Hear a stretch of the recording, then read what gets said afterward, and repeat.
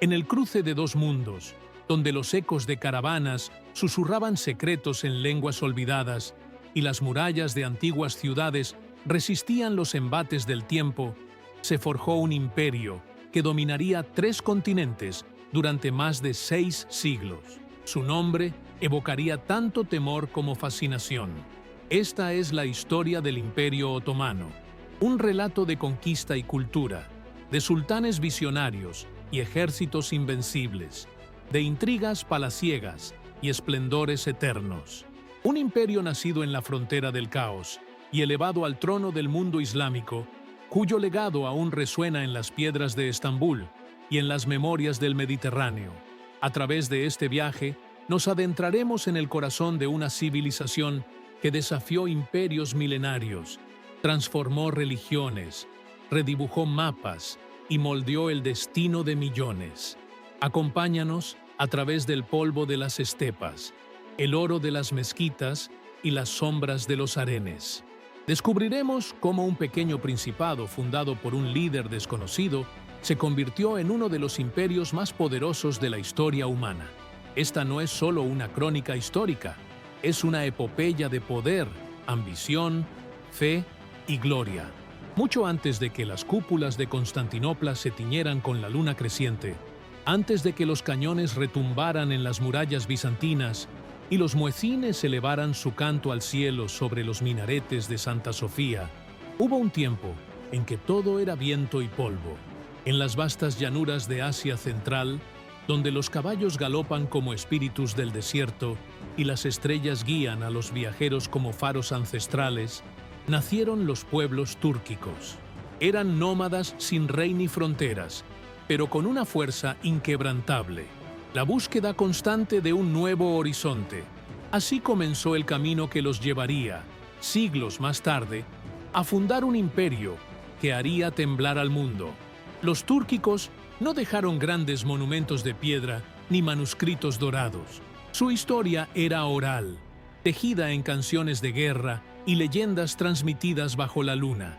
Vivían del pastoreo y la caza, pero también de la guerra. Eran jinetes excepcionales, señores del arco y la lanza. Las montañas de Altai y las estepas que hoy se extienden por Mongolia, Kazajistán y el sur de Rusia fueron su cuna.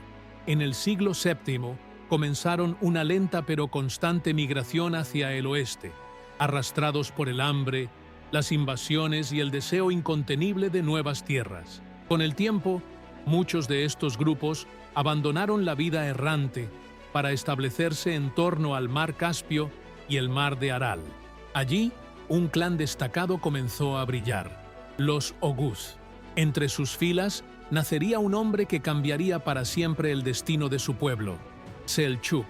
Audaz, visionario y dispuesto a romper con el pasado, Selçuk guiaría a su gente hacia Persia, donde los Oguz se convirtieron en algo más que tribus nómadas. Adoptaron la lengua y la sofisticación persa, abrazaron el Islam y dieron forma a una nueva identidad. Así nació la semilla del imperio selyúcida. Los selyúcidas no fueron solo conquistadores, fueron arquitectos de un mundo híbrido, donde las enseñanzas del Corán se entrelazaban con la sabiduría de los zoroastras y la política de los sasánidas. Su expansión los llevó hasta las puertas del Imperio Bizantino. En el año 1071, el destino dio un vuelco en la batalla de Manzikert. Allí, los selyúcidas derrotaron al poderoso ejército bizantino y abrieron la puerta de Anatolia para los pueblos túrquicos. Fue una derrota humillante para Constantinopla y un amanecer glorioso para los descendientes de las estepas. La victoria no solo fue militar, fue cultural, espiritual, existencial. Anatolia, hasta entonces un bastión cristiano y griego, comenzó a transformarse en un mosaico islámico. Tribu tras tribu, clan tras clan, los turcos comenzaron a instalarse en la región. Pronto surgirían nuevos reinos, nuevos líderes, nuevas rivalidades. Pero lo más importante, la tierra sembró la ambición. Ya no eran solo jinetes del desierto, ahora soñaban con construir algo eterno, algo digno de los imperios que alguna vez admiraron desde lejos. Aún así, Nada dura para siempre. Menos de un siglo después de Manzikert, el imperio selyúcida comenzó a desmoronarse. Las luchas internas, la corrupción y las presiones externas lo fragmentaron en pequeños principados.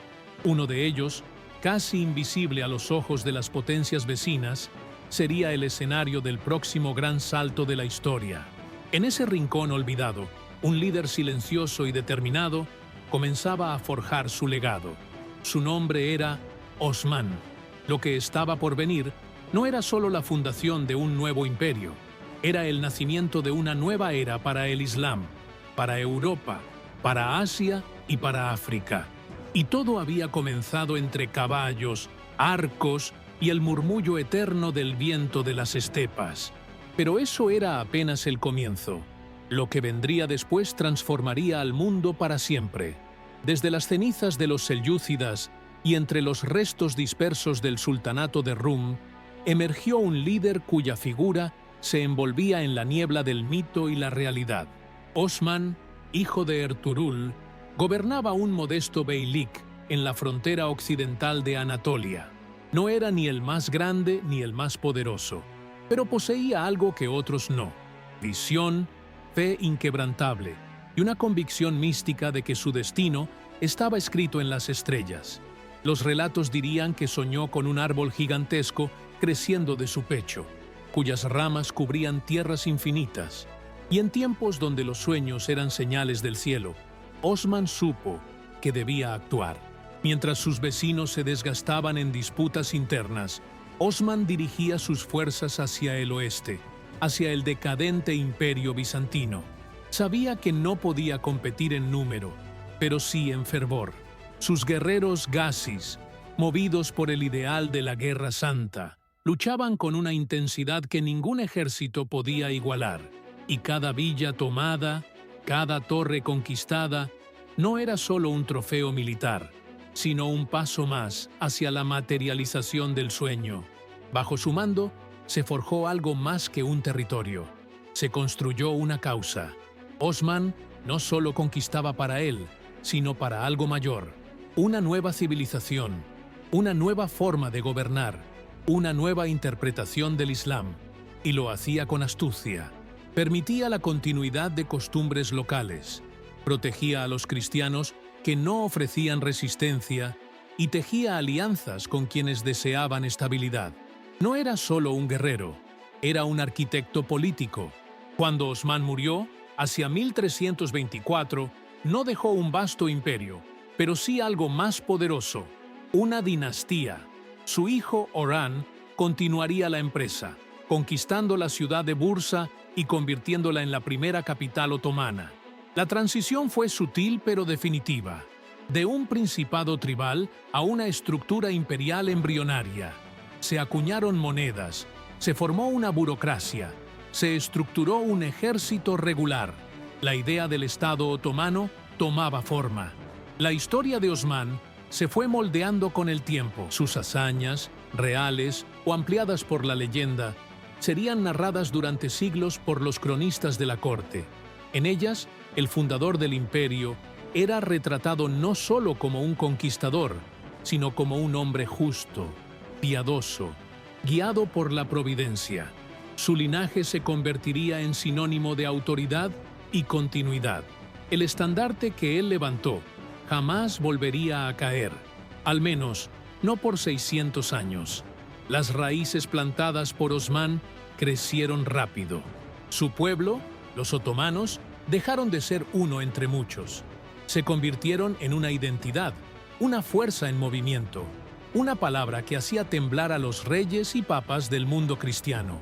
En apenas 2 generaciones pasaron de ser forasteros en Anatolia a dueños de la frontera occidental del Islam. Pero los ojos de los sultanes no se detendrían ahí. Miraban hacia el norte, el sur y sobre todo hacia una ciudad legendaria que aún resistía: Constantinopla. Porque lo que Osman inició, sus herederos lo llevarían a la gloria. Y lo que parecía una chispa fronteriza se estaba transformando en el fuego que devoraría imperios enteros. Lo más increíble aún estaba por llegar. Y en la siguiente parte La historia se encontraría con un destino legendario. Desde su trono entre Europa y Asia, Constantinopla se alzaba como un faro del pasado. Había resistido cruzadas, plagas, cismas y asedios. Sus murallas parecían hechas no solo de piedra, sino de leyenda. Para los otomanos era mucho más que una ciudad. Era un símbolo, una obsesión, una promesa no cumplida. Aquel que tomara Constantinopla no solo heredaría su riqueza, sino su espíritu imperial. Y en 1451, un joven sultán, decidido a hacer historia, subió al trono. Mehmed II. Mehmed tenía apenas 19 años, pero una determinación que haría temblar a toda Europa. Su mente era un crisol de lo clásico y lo moderno.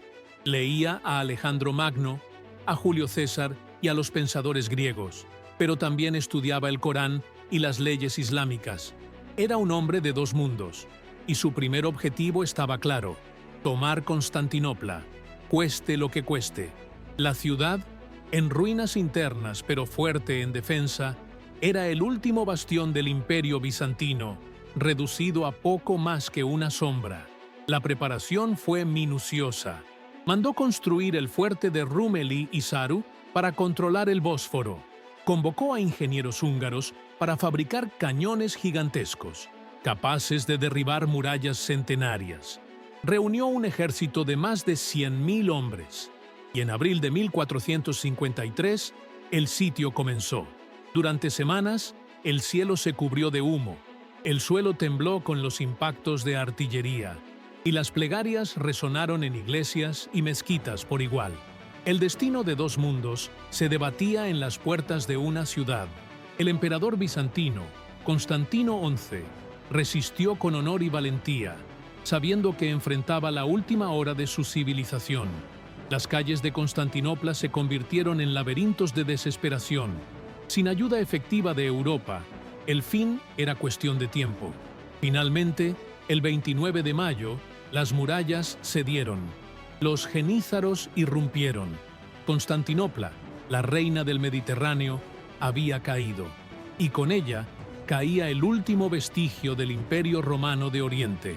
Mehmed entró a la ciudad no como un saqueador, sino como un conquistador civilizador. Prohibió saqueos indiscriminados, protegió iglesias, transformó Santa Sofía en mezquita y renombró la ciudad, Estambul. Declaró la libertad religiosa y ofreció refugio a cristianos, judíos y musulmanes. Su objetivo era claro: no destruir, sino reconstruir, convertir a Estambul en la nueva Roma, la joya de Oriente y Occidente. La toma de Constantinopla cambió el curso de la historia mundial. Marcó el fin de la Edad Media y el inicio de la modernidad. Fue un terremoto político, espiritual y simbólico. Los otomanos no eran ya una potencia regional, eran el nuevo centro del Islam, la gran amenaza para Europa y la esperanza para millones en Asia y África. Mehmed había cumplido el sueño de siglos, pero aquel joven sultán no se detendría ahí, porque para él la conquista era solo el inicio. Su mirada se dirigía ahora a Grecia, a los Balcanes, a Arabia. El ascenso otomano acababa de comenzar, y lo que Mehmed lograría después redefiniría todo un continente. Tras la conquista de Constantinopla, Mehmed II no se contentó con coronarse como el conquistador. Él se visualizaba como el heredero legítimo de César, el nuevo emperador de Roma, pero con un turbante en vez de una corona de laurel. En su mente, el mundo debía reordenarse bajo su estandarte. Y así comenzó una campaña de expansión sistemática, dirigida con la precisión de un ajedrecista. Las fortalezas del Peloponeso cayeron una tras otra. Grecia, que alguna vez brilló con el esplendor de Atenas y Esparta, ahora respondía a Estambul. En el norte, los ojos de Mehmed se posaron sobre el Mar Negro. Tomó Trebisonda, aplastó la resistencia de Crimea y extendió el alcance otomano hasta la península tártara. En el oeste, avanzó sobre Bosnia y Serbia. No eran simples conquistas militares, eran movimientos estratégicos, piezas en un tablero que se desplegaba desde los Alpes hasta el Cáucaso. y cada victoria era celebrada no solo como un triunfo político, sino como una misión sagrada. Mehmed no solo era un guerrero, era un reformador, un visionario. Rediseñó Estambul, la dotó de mezquitas, bibliotecas, bazares y escuelas. Abrió las puertas a científicos, filósofos, artistas. Bajo su mandato, la ciudad renació. Se convirtió en un centro de saber, arte y comercio. No era solo capital de un imperio, era el corazón palpitante de una nueva civilización. Los muros bizantinos se mezclaban con las cúpulas otomanas. El pasado y el presente convivían, pero no todo era gloria.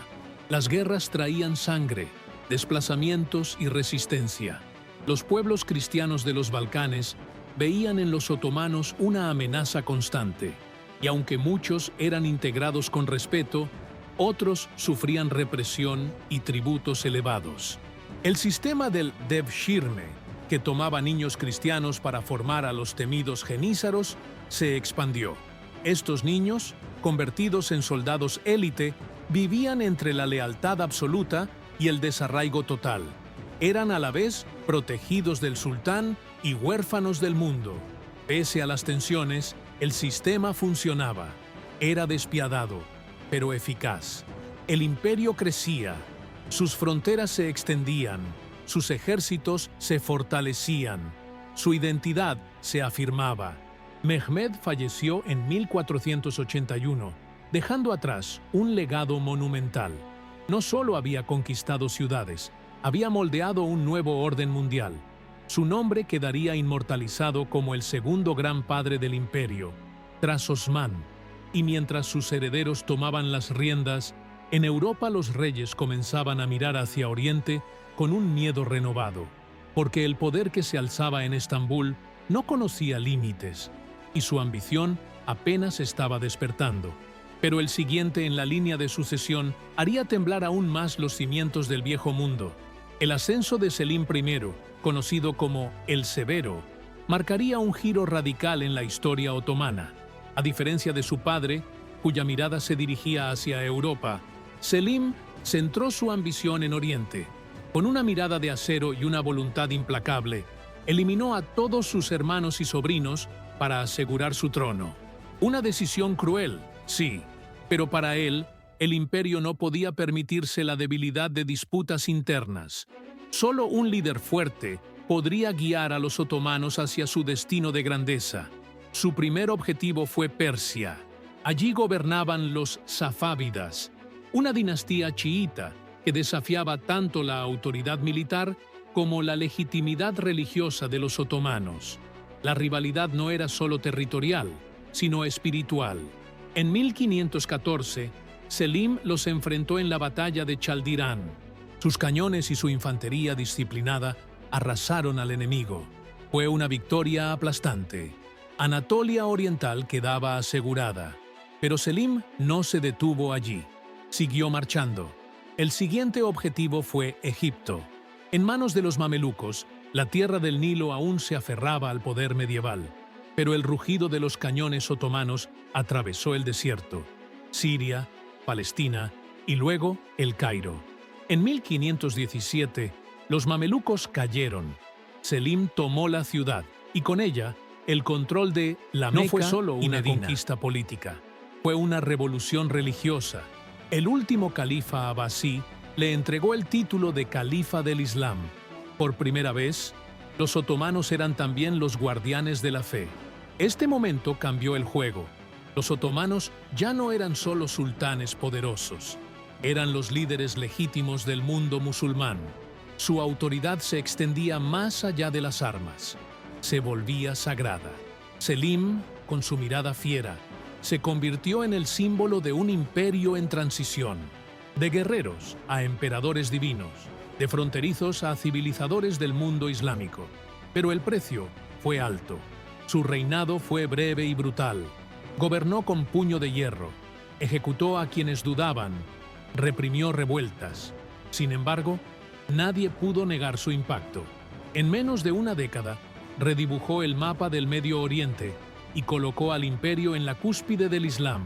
A su muerte, en 1520, dejó un imperio más vasto, más poderoso y más temido que nunca.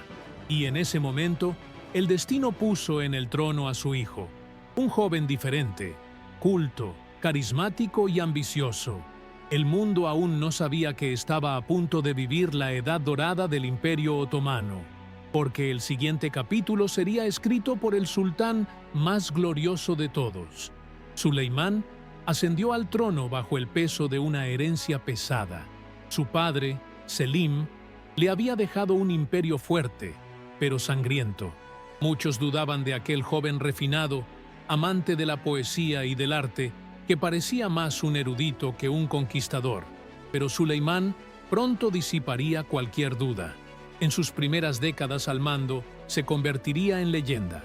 Occidente lo llamaría el Magnífico, el mundo islámico, el legislador.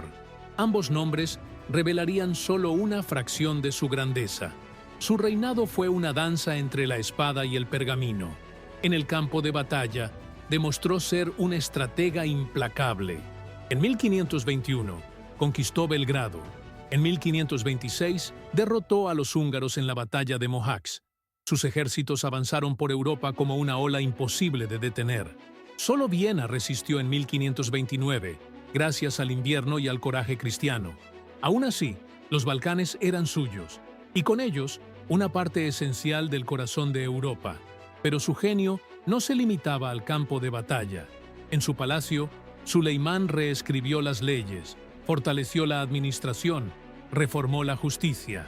Bajo su mandato, el imperio alcanzó una estabilidad institucional sin precedentes. Las minorías religiosas eran protegidas, el comercio florecía, los artistas encontraban mecenazgo y los arquitectos levantaban mezquitas que aún hoy cortan el aliento.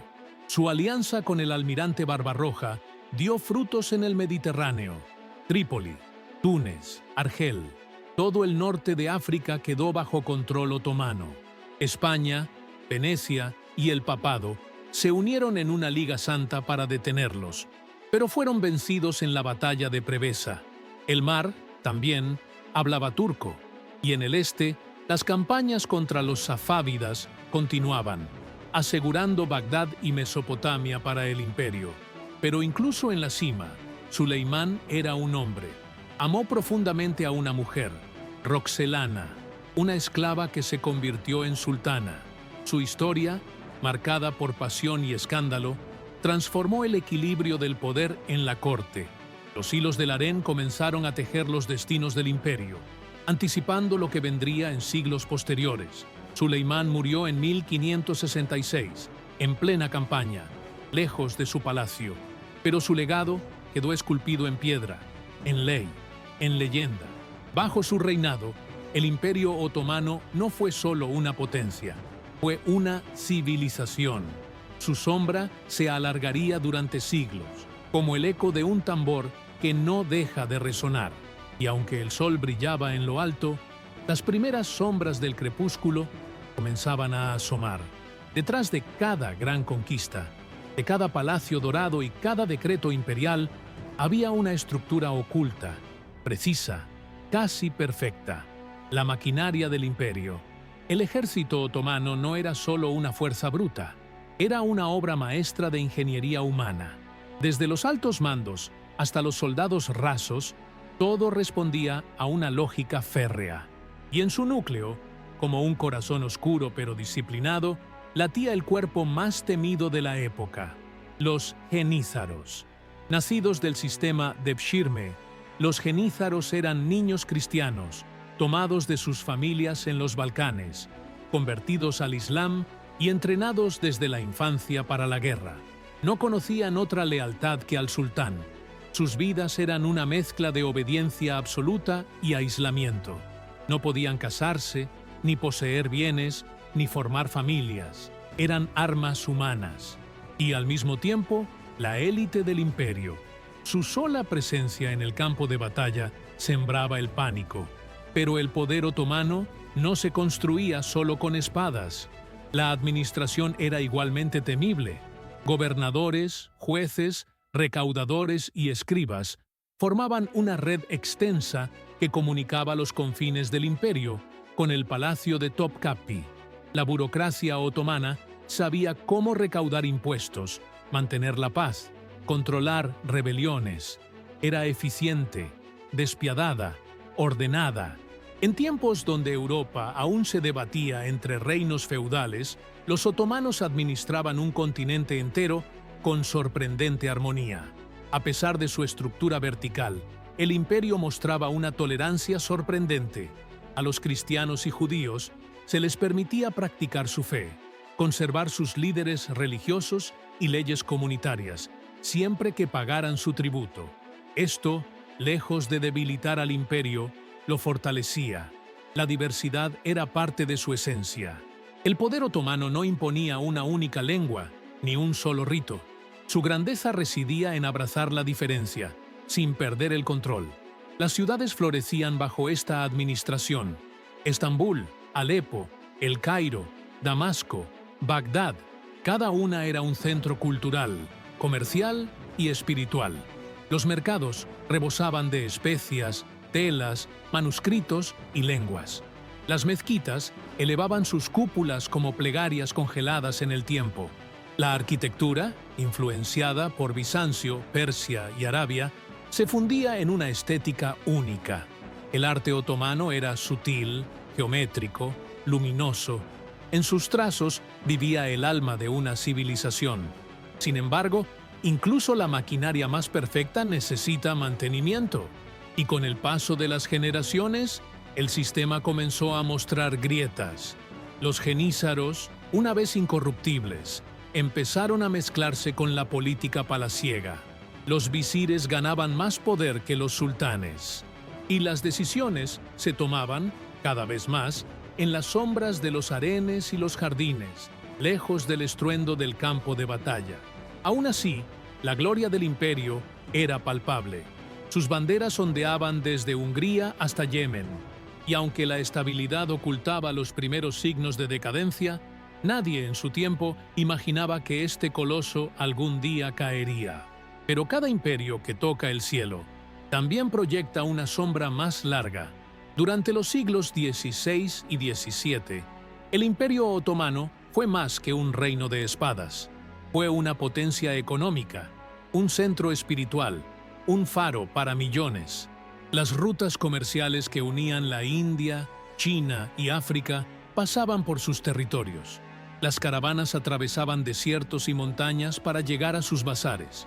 En sus mercados se mezclaban el incienso del Yemen, la seda de Persia, el marfil de Etiopía y el oro del Sudán. El imperio respiraba riqueza. La fe también lo definía. Como califas del Islam, los sultanes otomanos eran vistos como los líderes espirituales del mundo musulmán. Cuidaban los lugares sagrados, la Meca, Medina, Jerusalén. Restauraban mezquitas, construían madrasas, promovían la enseñanza religiosa. Durante el mes del Ramadán, las ciudades se transformaban en espacios sagrados. La religión no era solo un código espiritual, era el tejido invisible que mantenía unido al imperio. Y en medio de esta sinfonía de oro y plegarias, los judíos encontraron un refugio inesperado. Tras su expulsión de España en 1492, miles emigraron a territorio otomano. Allí no fueron perseguidos, sino acogidos. En ciudades como Tesalónica y Estambul, fundaron comunidades prósperas, vivieron en paz, crearon imprentas, desarrollaron el comercio y formaron una parte esencial del alma del imperio. Esta tolerancia no era altruismo, era visión de Estado. Las artes florecieron con igual intensidad. Bajo el mecenazgo de los sultanes, poetas, músicos y pintores transformaron el imperio en un jardín de creación. Las miniaturas ilustraban epopeyas y leyendas. La música cortesana envolvía las noches del palacio. La poesía, escrita en turco, persa y árabe, tejía metáforas que hablaban de amor, muerte y divinidad. El esplendor otomano era, ante todo, un acto de belleza colectiva. Pero no todo brillaba. El cambio global estaba en marcha. Europa comenzaba su expansión marítima. Portugal y España abrían rutas por el Atlántico. El comercio se desplazaba del Mediterráneo a los océanos. Los otomanos, orgullosos de su tierra y tradición, miraban este cambio con desdén, pero el mundo giraba, y con él el centro del poder. El imperio comenzaba a quedarse atrás, sin darse cuenta. Las señales eran sutiles. Unas caravanas menos, unas arcas vacías, unos impuestos más altos. Las provincias empezaban a mostrarse inquietas. Los gobernadores acumulaban poder. Las reformas eran lentas. La corte, atrapada en su propio esplendor, no veía venir la tormenta. La Edad de Oro escondía un lento atardecer, y en el horizonte, nuevas potencias empezaban a acechar. Rusia, Austria, Inglaterra. Todos sabían que el gigante otomano aún era fuerte, pero ya no invencible. Y la primera gran sacudida llegaría en forma de pólvora y cruz. En el año 1683, el cielo sobre Viena se cubrió con el estandarte de la media luna. Más de 150.000 soldados otomanos, liderados por el gran visir Kara Mustafa, rodeaban la ciudad. Era la segunda vez que el imperio intentaba tomar el corazón de Europa. Las trompetas de la guerra resonaban. Para muchos en Occidente, esto no era solo una invasión, era el último capítulo de las cruzadas, con los papeles invertidos. Durante semanas, los cañones martillaron las murallas vienesas. Las iglesias se convirtieron en hospitales. La comida escaseaba. La ciudad resistía, pero a duras penas. Y cuando todo parecía perdido, una alianza cristiana llegó desde el norte. Liderados por el rey polaco Juan Sobieski, más de 80.000 hombres marcharon en defensa de Viena. El 12 de septiembre, en una carga de caballería que haría historia, 18.000 jinetes atacaron al amanecer. Fue la mayor carga de caballería jamás registrada. Los otomanos no resistieron. El sitio se rompió. El ejército fue derrotado. Kara Mustafa regresó humillado y poco después fue ejecutado por orden del sultán. La batalla de Viena no fue solo una derrota militar, fue un golpe psicológico. Por primera vez en siglos, los otomanos no solo no avanzaban, retrocedían. Europa celebraba. El equilibrio del poder comenzaba a cambiar. Las consecuencias fueron profundas. A partir de entonces, los otomanos se vieron obligados a negociar, ceder, resistir. El poder que alguna vez desafió a toda Europa empezaba a fragmentarse. En los Balcanes, las rebeliones se multiplicaban. Los visires se volvían más influyentes que los sultanes. El ejército se convertía en un cuerpo de intereses y corrupción. Los genízaros, otrora temidos, se transformaban en mercenarios sin alma. En medio de todo, el pueblo sentía el cambio. Las mezquitas seguían alzándose, pero los estómagos vacíos hablaban más fuerte. Los impuestos subían, las rutas comerciales se cerraban. El esplendor de antaño se volvía memoria. Y lo más peligroso, el imperio, que siempre se había adaptado, comenzaba a resistirse al cambio. Europa, mientras tanto, avanzaba. Su ciencia, su tecnología, su industria. La Ilustración comenzaba a iluminar el continente. Y el Imperio Otomano, atrapado en su tradición, miraba el futuro con ojos de pasado. Pero el golpe más devastador aún estaba por llegar, y no vendría del exterior. Con la llegada del siglo XVIII, el Imperio Otomano parecía una pintura magnífica, pero agrietada. Desde lejos, mantenía su forma, su poder simbólico, su autoridad religiosa, pero desde dentro todo crujía. La figura del sultán, antes centro absoluto de poder, se diluía entre jardines, música y arenes. Los nuevos sultanes preferían los placeres del palacio a los rigores del Estado. La corona se volvió un adorno, una jaula de oro. El poder real recaía cada vez más en el gran visir, ese primer ministro todopoderoso que decidía guerras, tratados y reformas. A su alrededor, una corte de burócratas, ulemas, eunucos y consortes tejían alianzas, traiciones, intrigas. El palacio de Topkapi ya no era un centro de mando, era un teatro de sombras. Las decisiones se tomaban entre susurros y vino dulce. La política se volvió veneno. Las provincias, lejos de Estambul, comenzaban a actuar por su cuenta. En Egipto, Argelia, Arabia, los gobernadores se comportaban como reyes. El tributo llegaba tarde o no llegaba. La obediencia era cada vez más formal y la población, atrapada entre impuestos impagables y gobiernos ausentes, empezaba a soñar con otro futuro. Algunos miraban a Europa, otros a la independencia. Las reformas, cuando llegaban, eran torpes. Intentos de modernizar el ejército, de copiar la ciencia europea, de centralizar el poder. Pero sin voluntad real, sin un liderazgo firme, nada cuajaba. Las tropas se amotinaban. Los genízaros se resistían al cambio. Los ulemas bloqueaban todo lo que oliera a herejía occidental. El imperio era un gigante atado con sus propias cadenas. Sin embargo, aún existía orgullo. El Islam, el pasado glorioso, las victorias de los ancestros, todo eso mantenía viva la llama. La fe, más que la política, unía al imperio. Pero incluso esa llama empezaba a tambalearse. Las nuevas generaciones querían más. Veían en París y Londres un espejo provocador. Querían escuelas, industria, derechos, y el palacio no entendía su lenguaje. Así, el siglo XIX asomaba en el horizonte como un abismo. Rusia avanzaba desde el norte, Inglaterra, desde el mar. Las potencias europeas ya no temían al imperio, lo deseaban. Lo llamaban el hombre enfermo de Europa, un gigante viejo, rico en historia, pero débil en esencia. Un imperio que aún no había aceptado que el mundo había cambiado. Y en ese abismo nacerían las últimas chispas de rebelión, revolución y renacimiento. Mientras los sultanes dormitaban en sus jardines perfumados y las caravanas recorrían caminos cada vez más vacíos, algo comenzaba a agitarse en las profundidades del imperio. No eran ejércitos extranjeros ni conspiraciones palaciegas, eran los pueblos. Aquellos que durante siglos habían vivido bajo la sombra de la media luna comenzaban a alzar la voz. En los Balcanes, en el Cáucaso, en el norte de África, las campanas de la independencia empezaban a sonar. Todo comenzó con Serbia.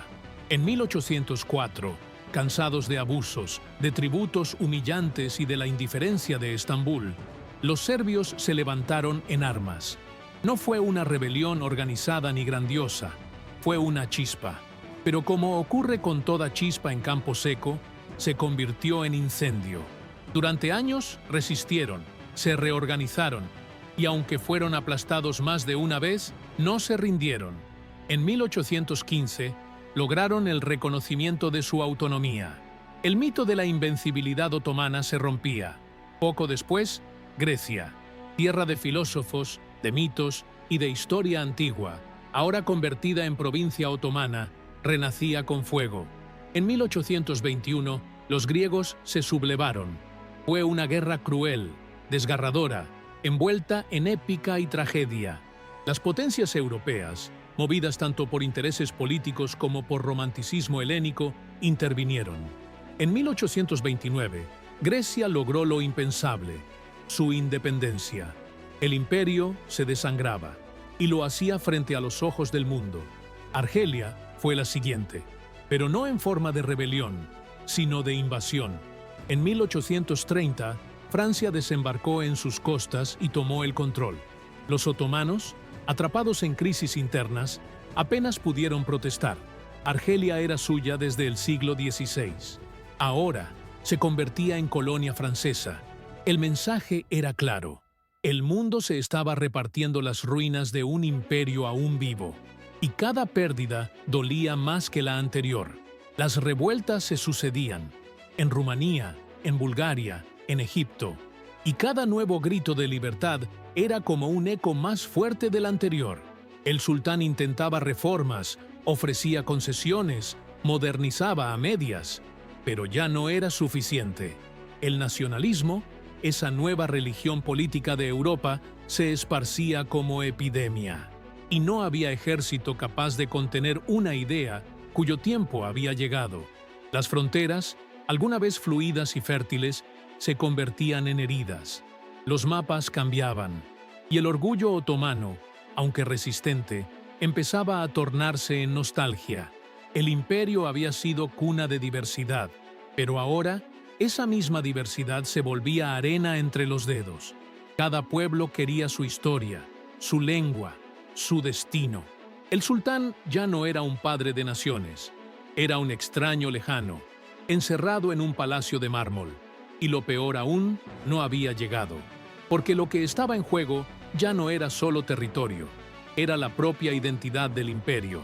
Y una tormenta aún más violenta se avecinaba, porque muy pronto los cimientos mismos del poder otomano serían sacudidos desde dentro. A fines del siglo XIX, entre los corredores dorados del Palacio de Dolmabahce y las academias de Estambul, surgía un murmullo. No era un grito aún, pero era constante. Jóvenes oficiales, intelectuales, médicos, juristas, todos hablaban de lo mismo: cambio.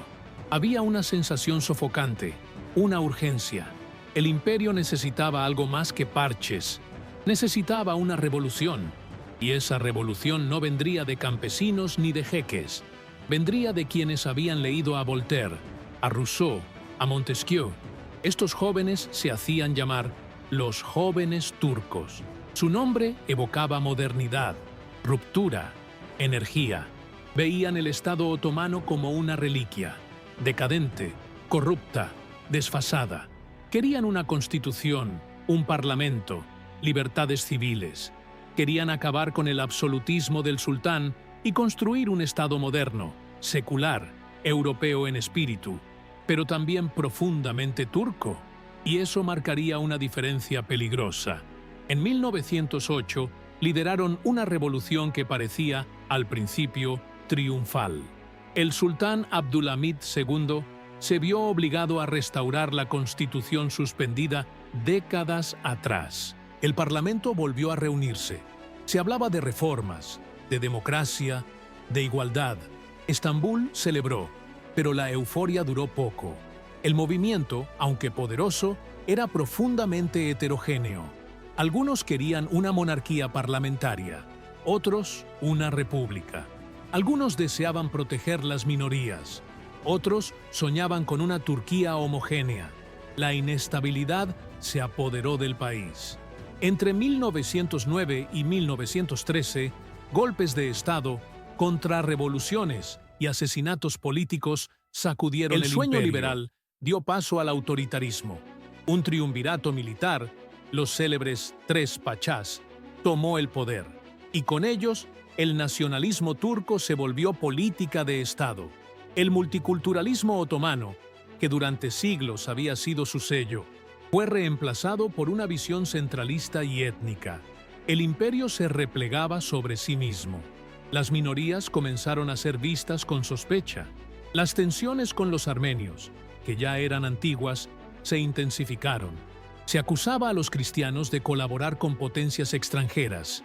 Los kurdos eran considerados un problema interno, los árabes una carga.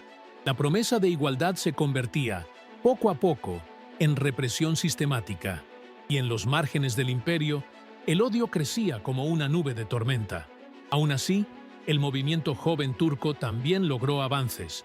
Reformó la educación, modernizó el ejército, impulsó la industria, pero lo hizo a un costo enorme, porque mientras miraban hacia Europa, no veían que el tiempo se agotaba.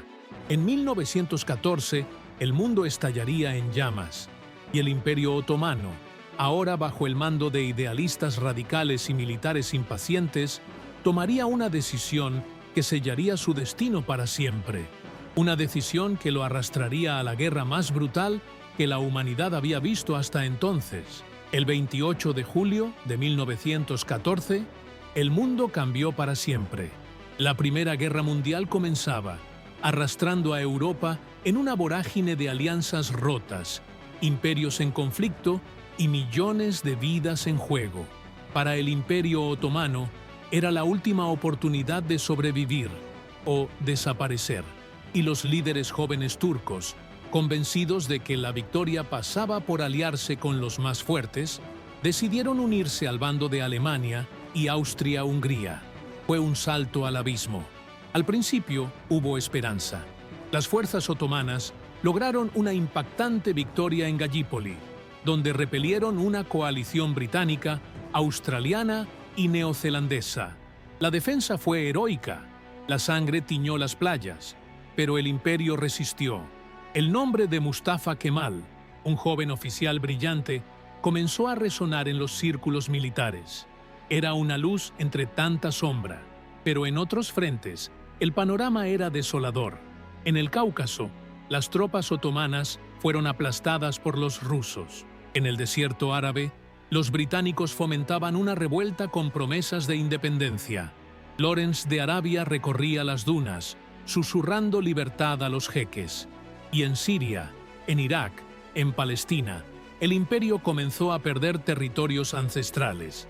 El sueño otomano se deshacía como pergamino bajo la lluvia.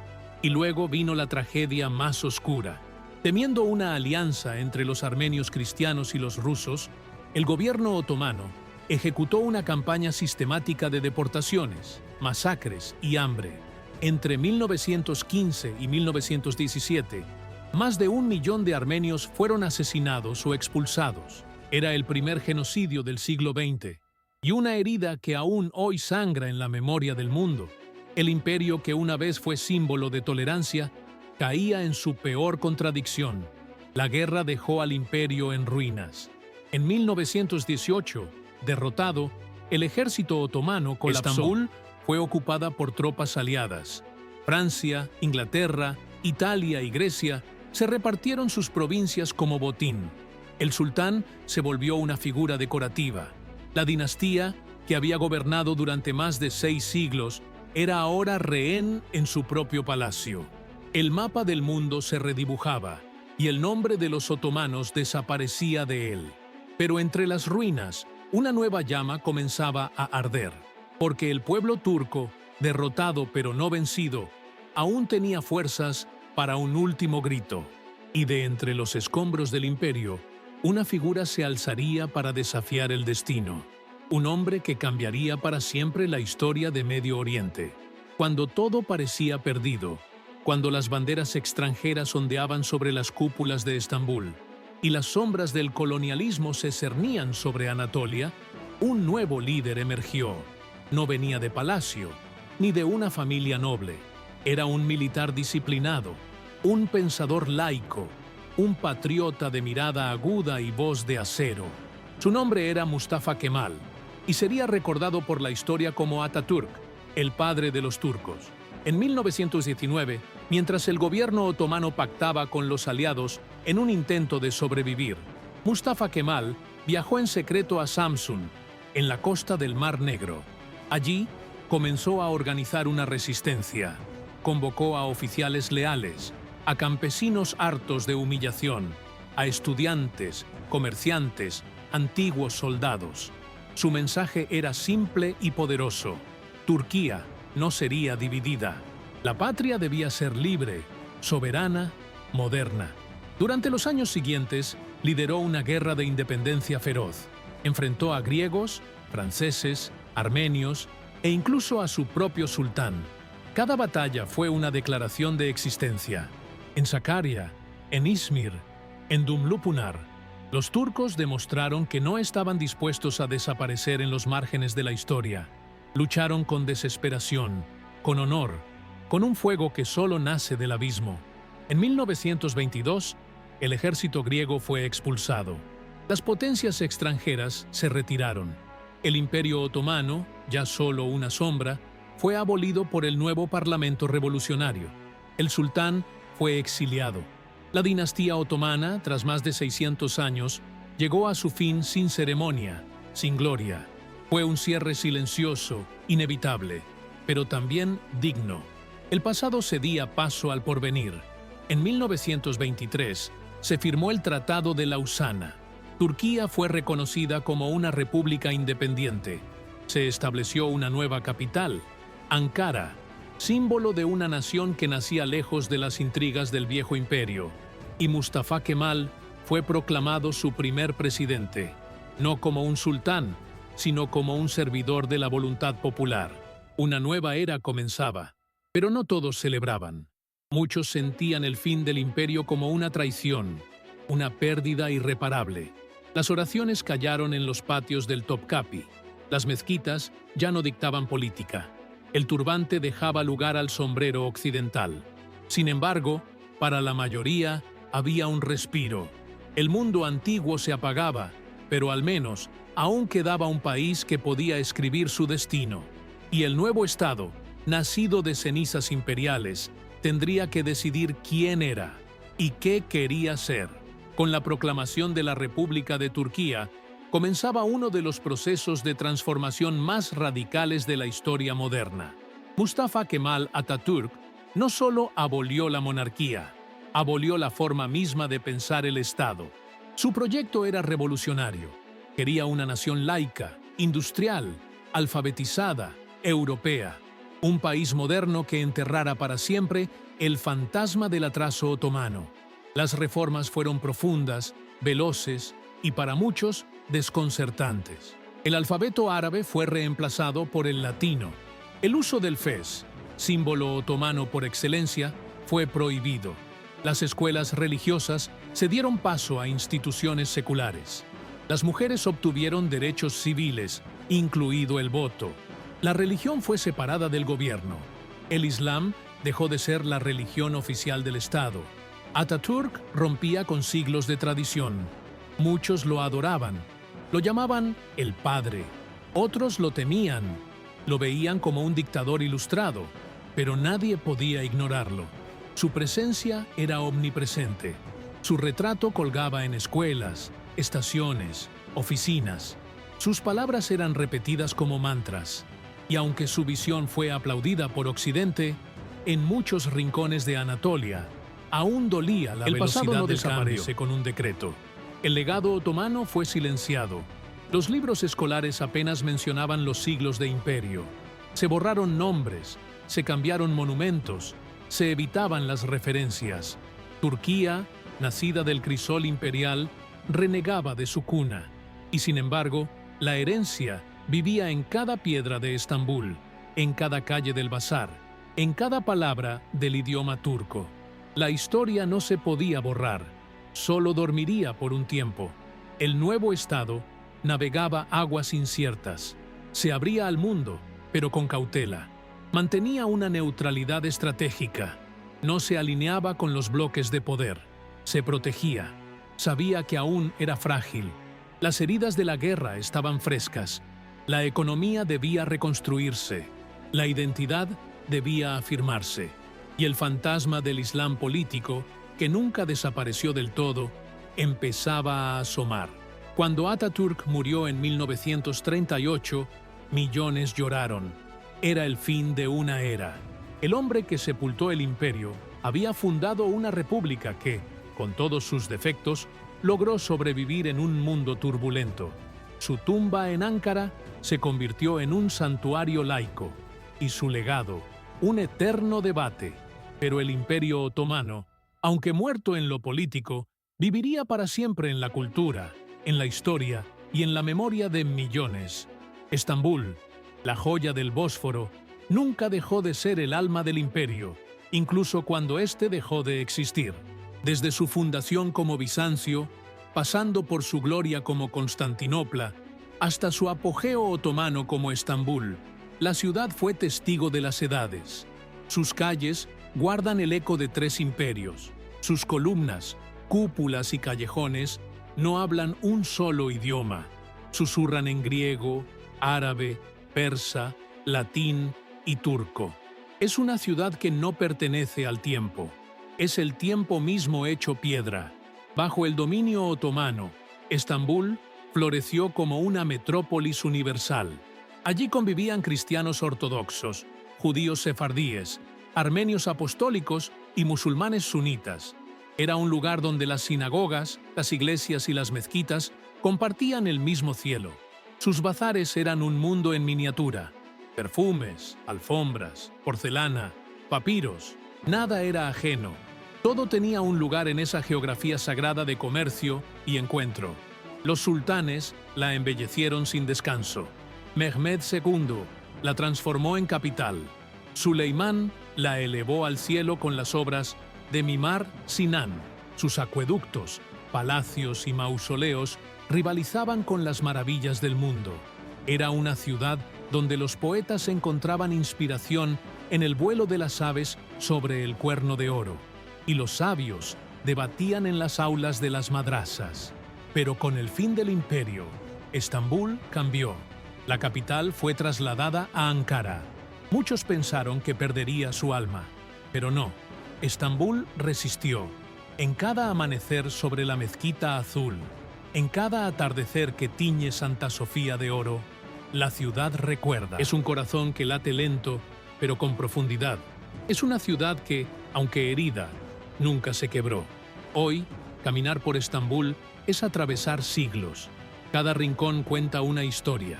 Una fuente que refrescó a un genízaro, un patio donde se firmó un edicto, un muro donde se apoyó un emperador cansado. En ningún lugar del mundo el pasado y el presente se abrazan con tanta melancolía y tanta fuerza. Estambul no es solo una ciudad, es el alma del Imperio Otomano hecha carne urbana.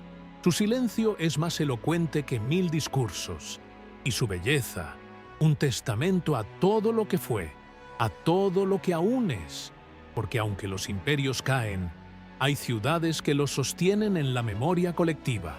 Y mientras exista Estambul, el Imperio Otomano no estará del todo muerto.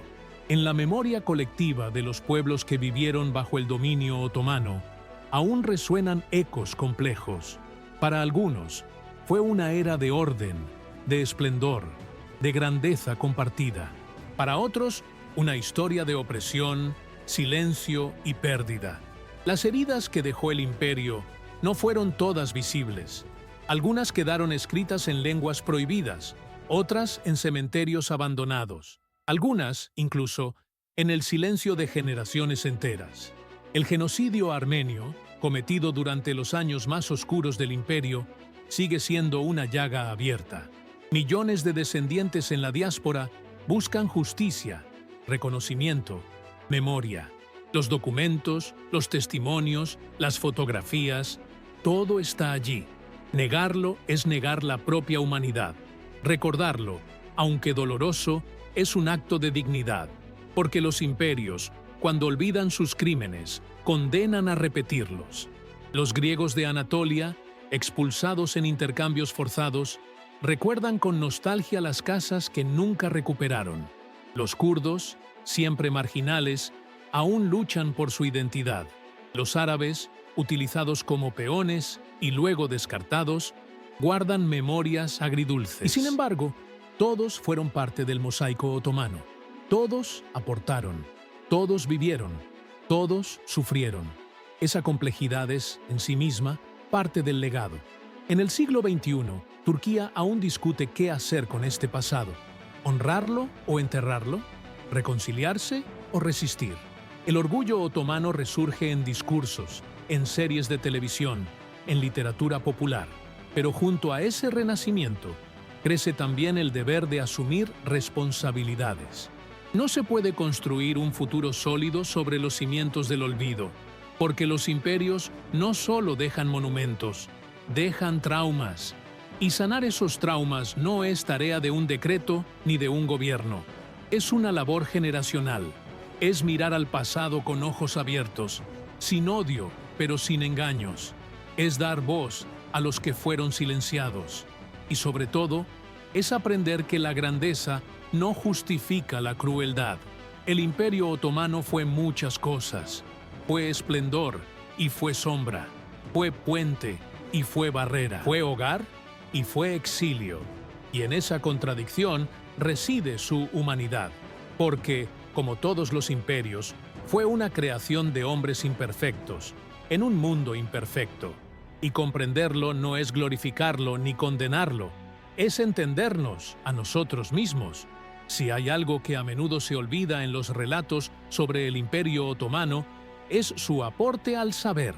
En un mundo en transformación, los otomanos mantuvieron viva la llama de la ciencia, la medicina, la astronomía y el arte.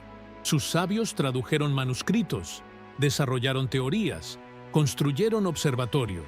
y aunque Occidente a menudo los miró con condescendencia, su legado intelectual fue profundo y duradero. Durante siglos, las madrasas otomanas enseñaron lógica aristotélica, matemática india, geometría griega, filosofía islámica. En ciudades como Bursa, Edirne y Estambul, florecieron centros de debate y erudición. Los médicos otomanos practicaban cirugías, creaban remedios, escribían tratados. Los astrónomos medían las estrellas con precisión admirable. El saber era visto como un acto espiritual. El arte también alcanzó niveles extraordinarios. Las miniaturas ilustraban mundos interiores. La caligrafía, elevada a rango de poesía visual, decoraba mezquitas, documentos y palacios. La cerámica de Iznik, con sus colores vibrantes, conquistó Europa. La música de la corte otomana, refinada y melancólica, tejía notas entre el sufismo y el barroco. Era un universo donde lo bello era tan importante como lo útil. Y más allá de lo académico, existía una filosofía de vida. El sufismo, con su búsqueda del amor divino y la fusión con el absoluto, ofrecía una espiritualidad distinta. Poetas como Yunus Emre y Mevlana Rumi hablaban de unidad, de compasión, de trascendencia. No eran solo versos, eran caminos que aún hoy recorren millones de almas. El imperio entendía que el poder no era solo militar ni político, era también cultural. Por eso protegía a sus artistas, incentivaba el estudio, celebraba la erudición. En un tiempo donde Europa ardía en guerras religiosas, el mundo otomano era, paradójicamente, un refugio para la diversidad de pensamiento. Claro que hubo censura, claro que hubo dogmas, pero también hubo creatividad, apertura, curiosidad. Y eso es algo que no se debe olvidar, porque el conocimiento, cuando es parte de la identidad de un imperio, deja huellas más profundas que cualquier frontera. Y en esas huellas aún podemos encontrar enseñanzas para nuestro presente. Pocas civilizaciones han dejado un legado tan extenso y entrelazado como el del Imperio Otomano. No solo heredamos sus monumentos o su historia, llevamos sus rasgos en la sangre, en las lenguas, en los nombres de nuestras ciudades, en las recetas de nuestras cocinas. Los otomanos no impusieron una sola identidad, construyeron una red de vínculos que aún palpita en 3 continentes. En los Balcanes aún se bailan danzas con melodías otomanas. En el norte de África, el arte de los zocos evoca técnicas aprendidas en Estambul. En las mesas de Grecia, Siria o Albania, el café turco, el börek y el rakú aún cuentan historias de viejos mercados. En la arquitectura de Jerusalén se alzan muros construidos por orden de sultanes que nunca caminaron esas calles, pero las soñaron como suyas. Las lenguas también llevan cicatrices y regalos del imperio. Palabras turcas viven en el árabe levantino, en el griego moderno, en el serbio, en el rumano y viceversa. La cultura popular, los cuentos, los refranes, todos están teñidos por siglos de convivencia, de tensión, de mezcla. El imperio no fue un muro, fue un crisol. Incluso en la diáspora otomana hay huellas.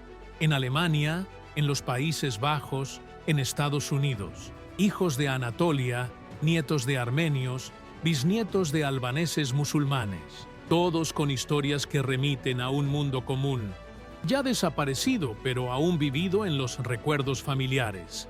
La nostalgia otomana no pertenece solo a los turcos, es compartida por millones. Y aunque el Estado que los unía ya no existe, el lazo cultural perdura. Porque los imperios no mueren del todo, cambian de forma, pasan de los mapas a la música, de las leyes a los gestos. El legado otomano es como el agua, adopta la forma del recipiente, pero nunca deja de fluir. Y en ese flujo, quizás encontremos una forma de reconciliarnos con lo que fuimos, para imaginar mejor lo que seremos. El Imperio Otomano fue uno de los últimos grandes imperios universales, un puente entre Oriente y Occidente, entre lo antiguo y lo moderno, entre la espada y la pluma. Su historia es inmensa, contradictoria, luminosa y oscura. Fue testigo de la caída de Constantinopla y del nacimiento de la República Turca. Gobernó sobre millones y desapareció como un susurro. Pero su espíritu sigue entre nosotros, en las calles de Estambul, en la nostalgia de los pueblos, en las lecciones de su auge y de su caída, porque los imperios no son solo capítulos de la historia, son espejos, nos muestran de lo que somos capaces, lo mejor y lo peor, la gloria y también la fragilidad.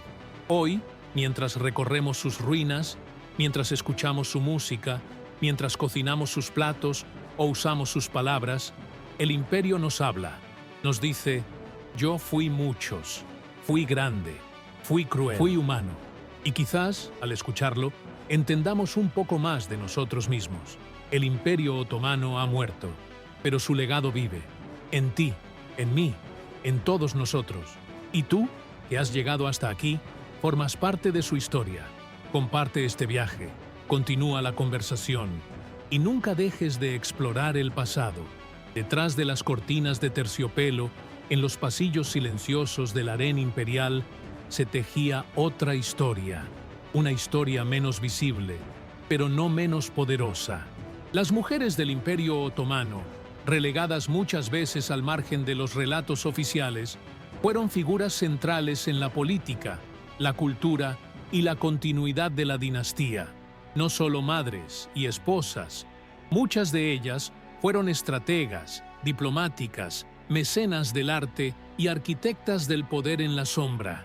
El harén no era, como lo pintaron los viajeros europeos, un lugar de placer vacío. Era una institución compleja, con jerarquías, rituales y rivalidades. En su cima se encontraba la Valide Sultan, la madre del sultán, cuya influencia podía mover ejércitos y decidir nombramientos. Algunas de ellas, como Qasem Sultan o Hürrem Sultan, Roxelana, marcaron eras completas. Negociaban tratados, fundaban mezquitas, controlaban las finanzas del Estado. Su poder era real, aunque nunca se ejercía desde un trono.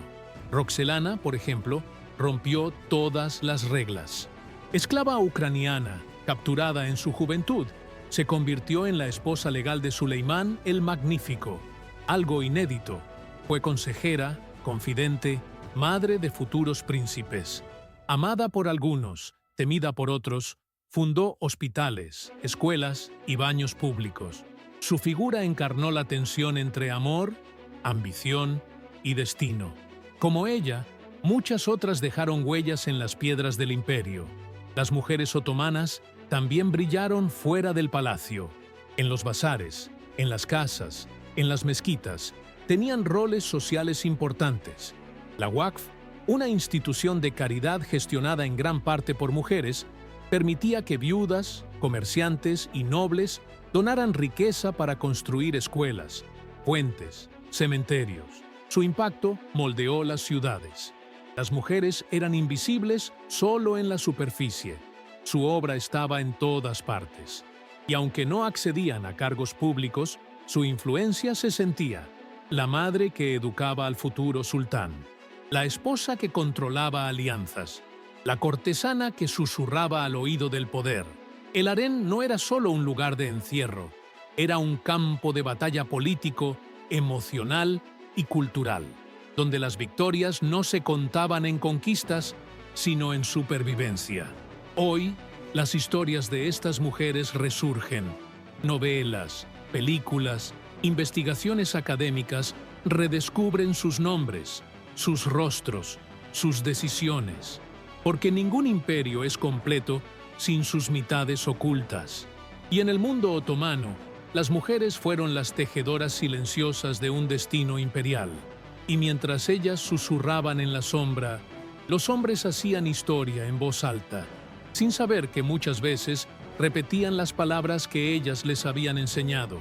El Imperio Otomano fue, durante siglos, el epicentro del Islam suní, pero también fue hogar de chiítas, sufíes, cristianos ortodoxos, católicos, judíos sefardíes, drusos, yazidíes y decenas de otras confesiones.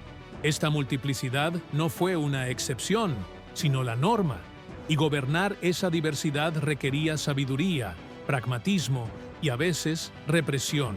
La religión, en el imperio, no era solo espiritualidad, era estructura, poder, identidad. Los sultanes otomanos, desde Selim I, asumieron el título de califa del Islam. Era más que una formalidad, era un símbolo de legitimidad universal. Custodiaban la Meca y Medina, restauraban santuarios, financiaban peregrinaciones. El Islam era la columna vertebral del imperio. Las leyes se inspiraban en la Sharia. Los viernes, el sultán rezaba en público, y el ulema, clero musulmán, ejercía influencia sobre la justicia y la educación. Pero a pesar de su centralidad, el Islam otomano era flexible. En ciudades como Jerusalén o El Cairo, mezquitas, sinagogas e iglesias coexistían. Las comunidades no musulmanas eran clasificadas como millets, sistemas semiautónomos que podían gobernarse según sus leyes religiosas.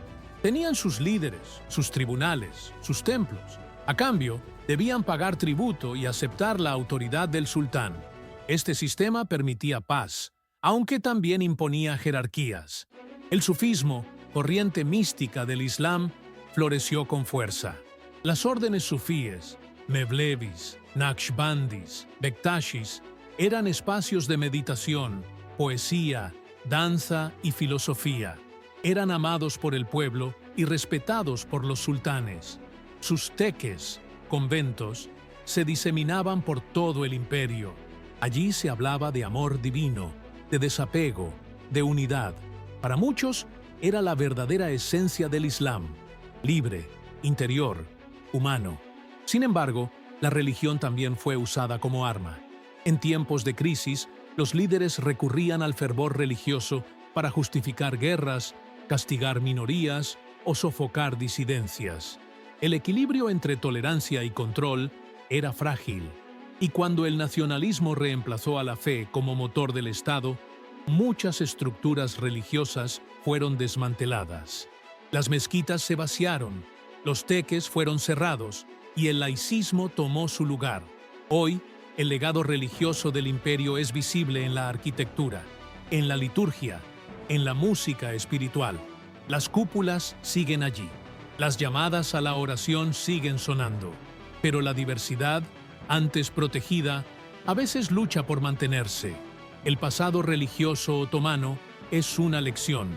Ni imposición, ni fragmentación. Solo convivencia vigilante. Porque la religión, cuando se convierte en puente, construye imperios duraderos. Pero cuando se vuelve muro, los divide desde dentro. Si el imperio otomano tuvo una voz, sin duda también tuvo un rostro. Y ese rostro estaba hecho de piedra, de mármol, de cúpulas que desafiaban el cielo. La arquitectura otomana no fue solo grandiosa, fue profundamente simbólica. Hablaba del poder, de la fe, del arte, del orden del universo. Era belleza al servicio del alma. Y en ese sentido, fue uno de los legados más eternos del imperio. La obra de Mimar Sinan, arquitecto de 3 sultanes, es el testimonio más alto de esa gloria. Nacido cristiano, convertido al Islam, Sinan diseñó más de 300 estructuras, mezquitas, puentes, caravasares, baños públicos, mausoleos. Su obra cumbre, la mezquita de Süleymaniye, domina Estambul, con una elegancia que parece suspendida entre la tierra y el cielo. Su geometría, su luz, su acústica, todo en ella canta a lo divino. Pero la arquitectura otomana no fue solo religiosa. Los palacios, como el de Topkapi o Dolmabahce, combinaban influencias bizantinas, persas y europeas. No eran fortalezas, eran universos. Sus patios internos, puentes, salones dorados, habitaciones con vistas al Bósforo. Cada rincón era una sinfonía de poder y sutileza. El harén, por ejemplo, no era un espacio de encierro, sino una ciudad dentro de la ciudad. Las construcciones civiles también marcaron huella. Los hammam, baños, los han, posadas, los puentes, eran parte de un urbanismo pensado para la comunidad. El imperio construía no solo para la función, sino para la armonía. Y allí, la caligrafía, los azulejos, las cúpulas ornamentadas hablaban como si fueran textos sagrados. En los territorios conquistados, la arquitectura otomana dejó su marca sin destruir el pasado. En los Balcanes, en Siria, en Egipto, se integraban mezquitas a los cascos históricos. Era una forma de fusión, no de borrado. Y por eso, aún hoy, caminar por Sarajevo o Damasco es encontrar la huella sutil del imperio. Tras la caída, muchas de estas joyas fueron descuidadas. Algunas, restauradas. Otras, abandonadas. Pero el arte arquitectónico otomano ha sido redescubierto como un tesoro universal. Su simetría, su devoción a la luz, su humildad gloriosa, fascinan tanto como en sus días dorados. Porque cuando la piedra canta, el tiempo escucha.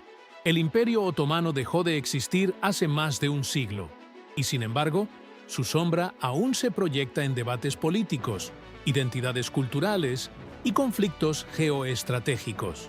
No es solo parte del pasado turco, es pieza clave de la historia de Europa, Asia y África. Sus fronteras dibujaron naciones modernas. Sus errores advierten. Sus logros inspiran.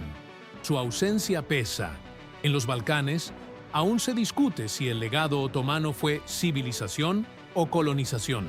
En Medio Oriente, muchos de los actuales estados nacieron del vacío dejado por su caída. Siria, Irak, Líbano, Palestina, todos fueron territorios otomanos durante siglos. Sus culturas, religiones y tensiones nacieron bajo la sombra del turbante, y aún se sienten. En Europa, el recuerdo otomano sigue polarizando.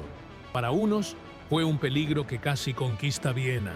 Para otros, un vecino sofisticado con quien comerciar y aprender. En Rusia, fue rival eterno. En África del Norte, protector frente al saqueo europeo. En Asia Central, una referencia distante. El imperio, como todo gigante, generó opiniones opuestas. En Turquía, el recuerdo vive dividido. Algunos lo reivindican como una era de gloria. Otros lo rechazan como símbolo de atraso.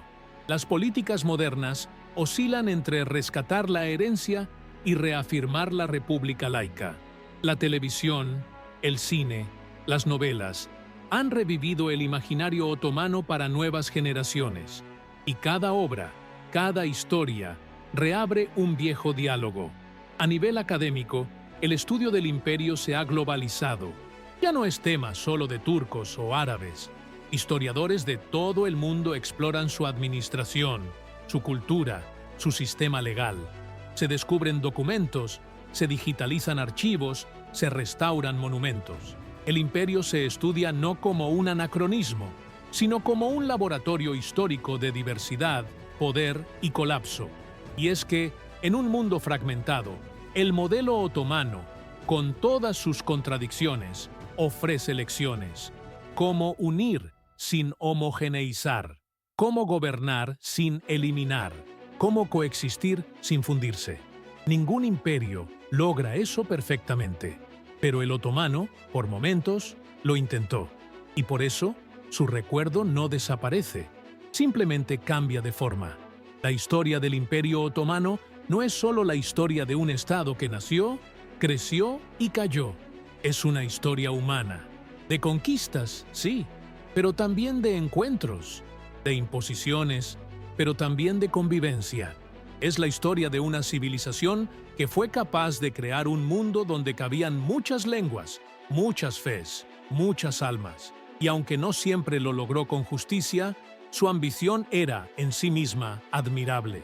Durante más de 6 siglos, el imperio fue casa, cárcel, refugio y amenaza para millones. Su caída no fue solo política, fue simbólica. Fue el fin de una era donde los imperios definían el mundo. Hoy vivimos entre estados-nación, pero las preguntas que el imperio dejó siguen vivas. ¿Cómo convivir con lo diferente? ¿Cómo construir sin borrar? ¿Cómo liderar sin dominar? El Imperio Otomano fue muchas cosas, y lo sigue siendo. En cada mezquita de Estambul, en cada palabra ladina, en cada pergamino de Topkapi, en cada abuelo que cuenta historias de antes, en cada joven que sueña con entender el pasado para construir un futuro mejor. Recordar el imperio no es nostalgia, es conciencia. Es preguntarse por el legado que dejamos, por los imperios que estamos construyendo hoy, aunque sean digitales, económicos o ideológicos. Es entender que todo lo que sube también cae, pero que todo lo que es vivido con pasión permanece. Así termina esta historia, pero el viaje apenas comienza. Compártelo, cuéntalo, reescríbelo, porque la historia no es lo que fue, es lo que hacemos con ella. A lo largo de este viaje, hemos atravesado desiertos, cruzado continentes, traspasado siglos. Hemos caminado junto a sultanes, junto a poetas, junto a madres exiliadas y soldados olvidados. El Imperio Otomano fue un universo, fue una constelación de pueblos, lenguas y esperanzas. Fue grande, fue trágico, fue humano, y aún hoy sigue palpitando en las venas de nuestra historia. Este no es un relato de nostalgia vacía, es una invitación a mirar atrás para entender mejor quiénes somos hoy, a cuestionar lo aprendido, a recuperar lo perdido, porque las civilizaciones no mueren del todo, viven en nosotros, en nuestras decisiones, en nuestras palabras, en lo que elegimos recordar o silenciar. Si esta historia te tocó, si te hizo pensar, si te emocionó, aunque sea por un momento, no la dejes aquí.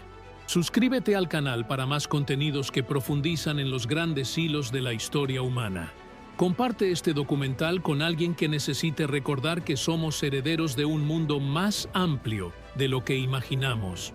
Activa las notificaciones para no perderte las próximas epopeyas que estamos preparando. Déjanos tu comentario. ¿Qué parte del Imperio Otomano te conmovió más? ¿Qué legado crees que aún está vivo? Tu voz es parte del diálogo. Esta comunidad crece cuando compartimos conocimiento, pero sobre todo, cuando compartimos emociones. Y si quieres seguir explorando, hay mucho más por descubrir. Desde el Imperio Persa hasta las rutas del comercio africano, nuestra historia está tejida por imperios, por ideas, por sueños y por caídas. Acompáñanos en este viaje constante, a través del tiempo. Gracias por haber llegado hasta aquí. Gracias por escuchar. Gracias por sentir. Seguimos caminando juntos. Hasta pronto.